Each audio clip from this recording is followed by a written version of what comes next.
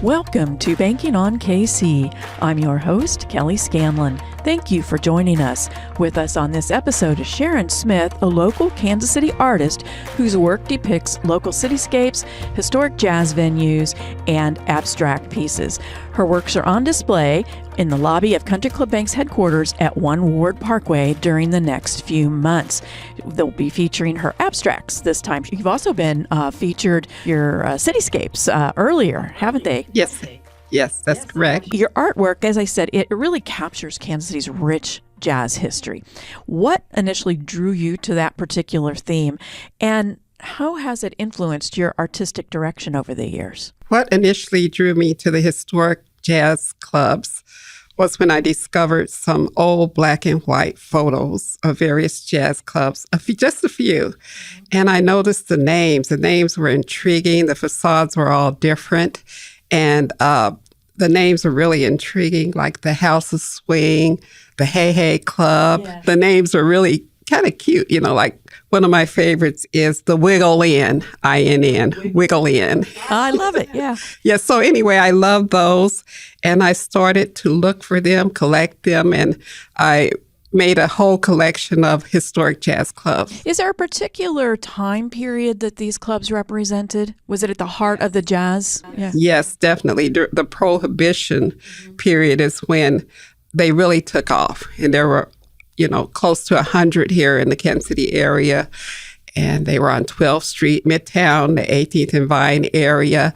It was just really a huge entertainment district. Some of them were just dives and speakeasies, and some of them were larger, like ballrooms, like the Playmore.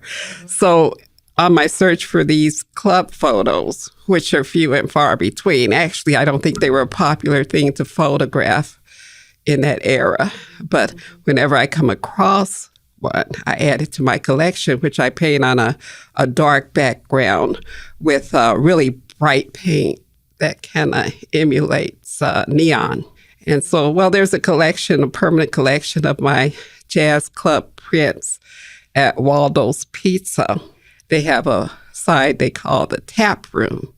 And so there's 9 or 10 prints there permanently. What are some of the unique qualities of the acrylic paint that you use that helps you? You mentioned that it's dark on a dark background and that it comes off as kind of neonish. So what is it about the acrylic that you use that allows you to render them in that way?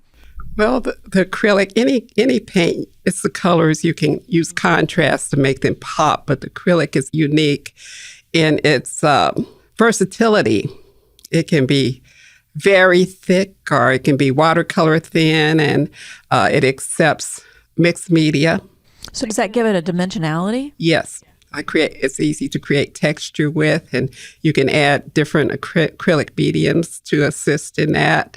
And it's just exciting to create them and add different media from. They really do capture that vibrancy of the period. You can almost feel the vibrations and the music emanating from them. I know you don't have the Cityscapes collection featured in the lobby right now here at the bank, but I want to talk about it a little bit. It features Kansas City locations, very iconic ones like the Sprint Center. How do you select which ones to portray, given all of the significant landmarks we have throughout the city?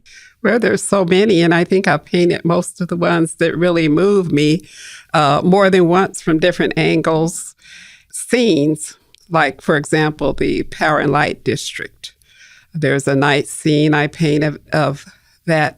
But I painted the pylons, the Kaufman, the Power and Light District, and the cityscape as a whole from different angles. I just am moved by the architecture, whether it be new or old, like the Power and Light building is a fabulous building, as is the Kaufman is also a fabulous building from 2 different eras. But they both motivated me to paint them. And I'm curious about that. Some people might look at a building and say, it's a building. It's a building. What is it about the building that you see that makes it come to life for you and that you try to capture in your paintings? Well, I don't capture them as they are.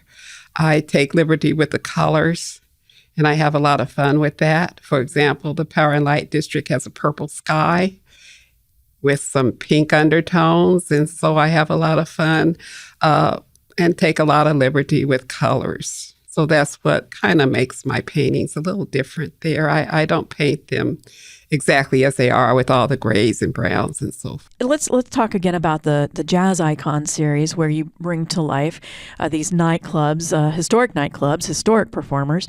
You talked a little bit about your research process. You gathered old photos, but how do you ensure the historical accuracy? And really importantly, something we touched on a little bit with your use of color, the emotional depth in those paintings. Well, the vibrancy I add with the windows appearing to be lit in the night scene, it kind of portrays the feeling of that era where there were so many clubs and so much activity going on here up until the 1960s when urban renewal wiped out most of the highway clubs. came in. Yeah, the 50s, the highway came in and they all were wiped out, but there's still a few standing. Of course, the Blue Rooms originally was the Fox's Club, but it's an original club.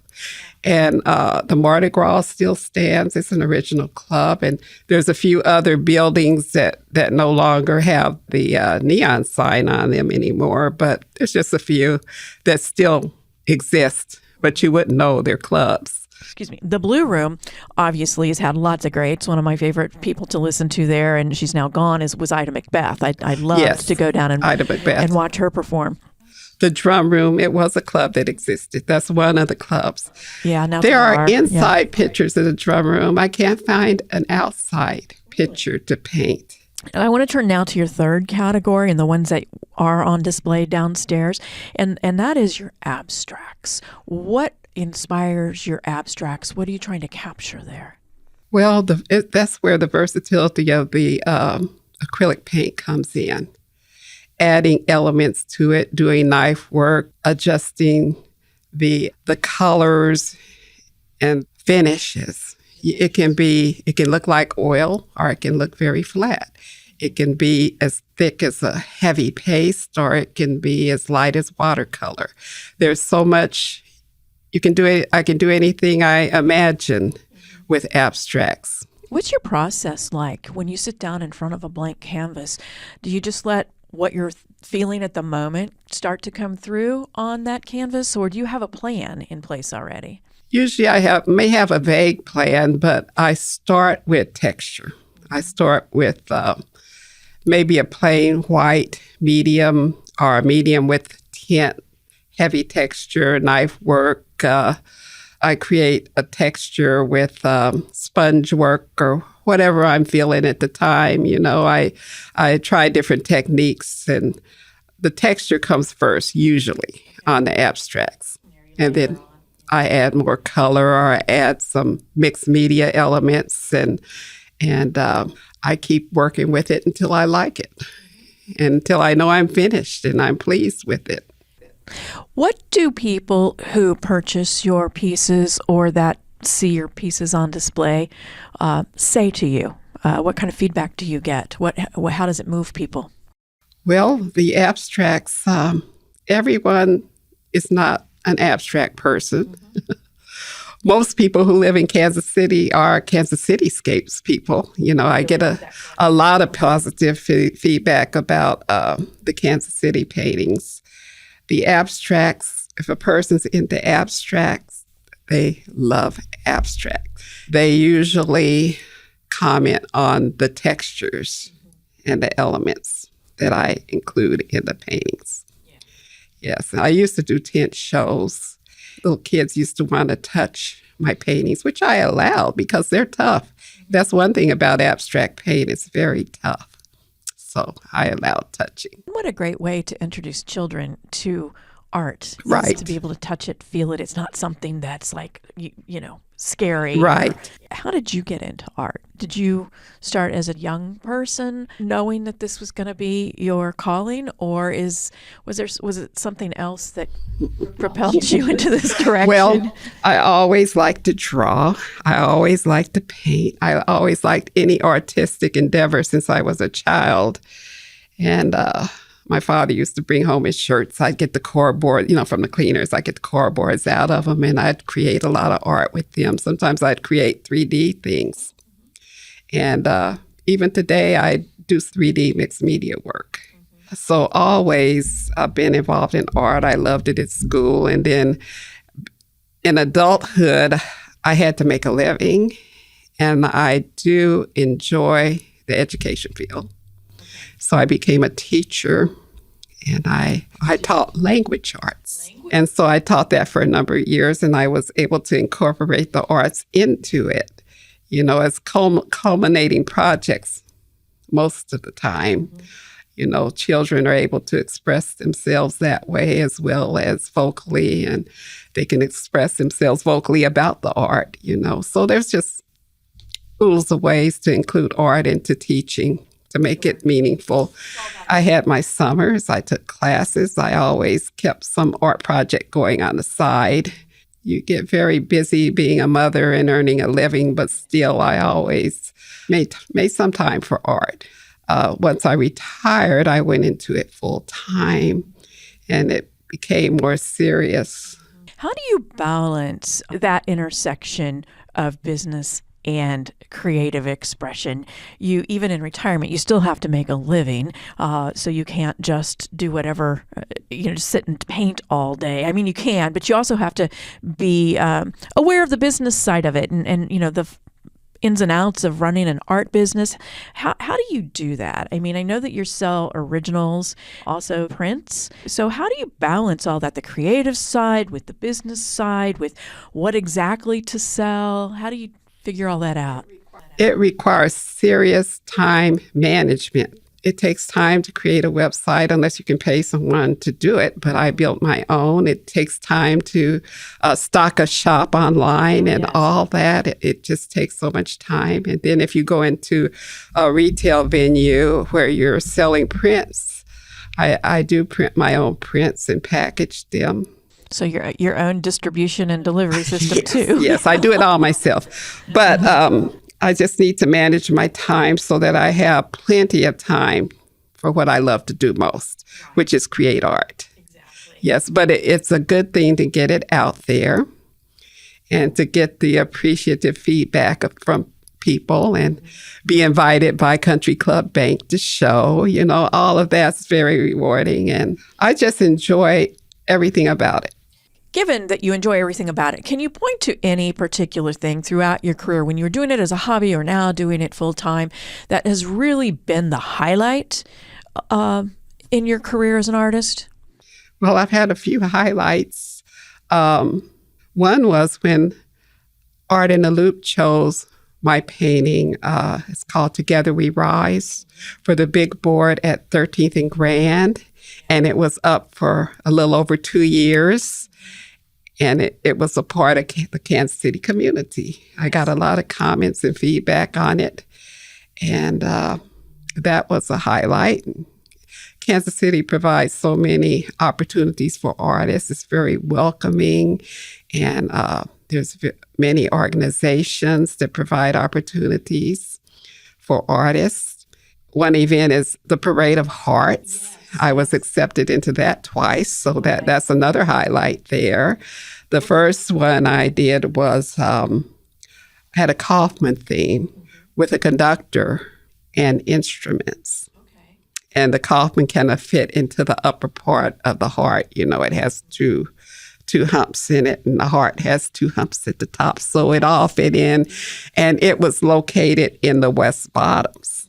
But that kind of merged your cityscapes and your jazz with the instruments and with the Kaufman in the background. It strikes me that you were able to pull them together. And the CEO saw it and complimented on it and gave me free tickets to the Kaufman. So that was fun too. That's great. Yeah. And the second one featured a cityscape going down Grand into the city at night with the moon up above and the city on both sides and a streetcar coming straight out at you. It was located in Parkville. Participating in charity events like the Head and Neck, helping them with their fundraiser and having my art featured at events that they sponsored. That was another highlight. It's a highlight anytime anyone appreciates my art. Like when you first start out, when someone really loves it and really wants to buy it, it feels fantastic. You know, I used to do tent shows in the very beginning, which is a lot of work. Oh, yes, you have to take it all there. Yeah, talk about time consuming. But I found that abstracts sell better in person than online. I sell a few online, but in person, people can see and experience the textures and colors so much better in person. So the tent shows, they sold better in person that way. But I don't do them anymore because I'm maturing. And it's a lot of work. It's a lot of physical work getting those all there, set up, and you're on your feet all day. And sit there for 3 days. Yes. It is very tiring. You mentioned community a few minutes ago. Community and local culture do play a significant role in your work. How do you feel that art contributes to the community, and in what ways has the local community influenced your artistic choices? Well, as I mentioned before, the art contributed to the community by being out there with the different opportunities that the community has provided. The community is very welcoming to artists, and there's the organizations like Arts KC and Urban Art House, the Artists Coalition, and Art in the Loop. They all provide so many opportunities to show your work, be a member, participate in member shows. You have your First Fridays all over the area. This is a great community for artists. And it's grown so much since I first started full time, I'd say 15 years ago. It's really grown. And I think it's even better than being in a major art city like San Francisco or New York, where you're lost in the crowd. You have more of an opportunity to be a part of this community because it's continually growing. When you create some of your larger scale works, like your cityscape paintings, what kind of challenges do you face with those? Well, the cityscape paintings are very challenging, and it's interesting because I'll see a scene and I love it and I decide to paint it, and then I have to recreate it on a canvas. I have to draw it and plot it and scale it, and I usually use a grid.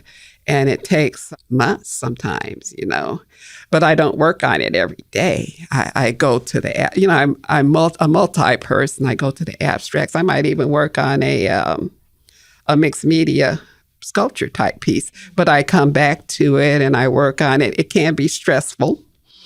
And so then I finally get to the place where I'm ready to paint it. And that takes time too. I add a little texture in the sky and the moon and so forth. And one thing about acrylic, it's very forgiving. You can always change what you're not satisfied with. So all of my large cityscapes, they took over a year to complete because I am in no hurry. And then I never want to sell them. They're all at home. They are all at home. You get attached to them, huh? Yes. Yeah, like your children. So you talked about the process that you go through there, and it really is a process. I think sometimes people think that an artist just sits down and voila, here's this Well, painting. you can if you do a loose painting. My cityscapes are not that loose. Yeah. You know, they have the windows and the streets and the sidewalks and the trees and all that. Some paintings can be loose, where you just get the impression of things. I sometimes find that harder than a more exact painting for some reason. That's very interesting. You talked about how your home is filled with your paintings and they're sometimes hard to let go of. Do you have a favorite? Yes, I do. I have a favorite. It was the last one I put on, the last heart the one where going down Grand with the streetcar coming out. And it's called The Mighty Mo. And the way it got that title, it came from approaching the city on I-70 going east, or 670. And it's high up on the hill. And I'm with my husband. And he always says, "It's the Mighty Mo." and I laugh, he every time he looks up and he says, "It's the Mighty Mo." And so when I created that painting, I thought it looked pretty mighty. The city looked huge and the moon was up above, and it was a nighttime scene with plenty of sparkly lights. And so I named it the Mighty Mo. As you move forward in your artistic endeavors, do you have any new themes that you think you'll be exploring? You think those 3 categories we've talked about are where you're comfortable and want to stay? Or I'm always looking for new nightclubs to add to my collection. I'm always looking for new city perspectives to paint, to add to the Kansas City collection. And I'm continually creating textures, experiencing different techniques for creating textures with the abstracts. So for anyone who is aspiring to be an artist, what would you give them in terms of advice for developing their own style and also, importantly, succeeding with their work? Well, first of all, you need to cut out some time out of your busy life. Make sure you hone your craft and spend some time on it and continuously work at it. And you may not feel confident in the beginning, but you will become more and more confident as time goes on. And at some point, if you stay with it, you'll feel like you want to share it with the world. Sheron, thank you so much for coming on and explaining to us your creative process and what inspires you. And thank you very much for allowing your works to be on loan here at Country Club Bank. What a gift. Well, I thank you for having me here for the podcast, and I thank Country Club Bank for having my abstracts in their beautiful space. This is Joe Close, President of Country Club Bank. Thank you to Sheron Smith for being our guest on this episode of Banking on KC. Sheron's vibrant artwork breathes new life into Kansas City's iconic cityscapes and historic jazz clubs. Through her unique use of acrylics, she blends architectural detail with creative color choices, infusing each piece with personal meaning and a sense of community. From painting Kansas City's skyline under a purple sky to capturing the pulse of Prohibition-era jazz clubs, Sheron invites us to see our city through an inspired lens. Her work not only celebrates our past, but also contributes to our cultural present. Country Club Bank is honored to showcase Sheron's abstract collection at our One Ward Parkway headquarters. Supporting local artists aligns with our commitment to community engagement and celebrates the spirit of Kansas City, where art, history, and innovation come together. Thanks for tuning in this week. We're banking on you, Kansas City. Country Club Bank, member FDIC.